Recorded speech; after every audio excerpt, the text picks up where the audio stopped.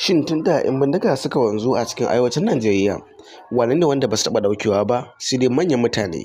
Yanzu fa abin ya bar kan sibiliyan, ya bar kan cikin dazuka, ya koma kan lauyoyi, sojoji, ƙananan 'yan siyasa, manyan masu kuɗi da kuma manyan mutane. Watannin baya da suka gabata akwai wani janar wanda 'yan kidnapping suka kidnapping da shi, sannan kuma da ƙarshe mutu a hannunsu.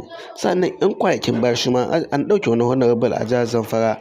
Sa'annan dai still a 'yan kwanakin bayan an ɗauke wani alƙali a jihar Kebbi, amma sai dai yanzu mun samu kyakkyawan labari game da ceto wannan alƙali, amma sai dai babu kyakkyawan labari game da ceto honorable na jihar Zamfara. Kamar yadda Rariya ta fito ta bayyana wannan labari, ta bayyana cewa gwamnatin jihar Kebbi ta tabbatar da kuɓutar da alƙalin babban kotun jihar mai shari'a Faruk Hassan Bunza, wanda 'yan bindiga suka sace a 'yan kwanakin da suka gabata. Shin a halin yanzu menene mafita? Shin ta yaya za a kawo ƙarshen ta'addanci da ke faruwa a cikin arewacin Najeriya? Tunda dai abin ya wuce kan sibiliyan, inda ake jin tsoro abin fa ya wuce inda ake zato.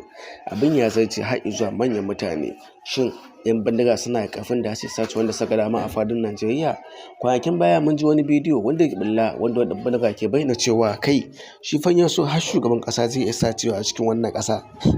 Ƙwarin gwiwar shi har ya kai izuwa haka, domin ana ganin cewa an rabu da su ne bisa rashin kulawa da gwamnatin Najeriya take yi game da kawar da 'yan bindiga da kuma kawar da 'yan ta'adda da kuma kawo ƙarshen wannan ta'addancin.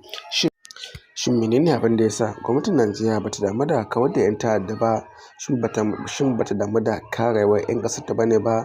Shin bata damu da rayuwar masu zaɓenta bane ba ga ɗora ta ga wannan gwamnati? Sai dai alƙawura wanda suka kasance ba na gaskiya ba, alƙawura wanda suka kasance an san da cewa ba za a iya cika su ba domin kawo tsaro mai inganci a cikin arewan, wanda zai ba wa ƙauyuka da kuma mutanen gari salama domin su yawon su inda suke buƙata ba tare da yin fargabar cewa ba za a iya kidnapping ɗinsu a hanyar da za su je wani gari zuwa wani gari a cikin Najeriya.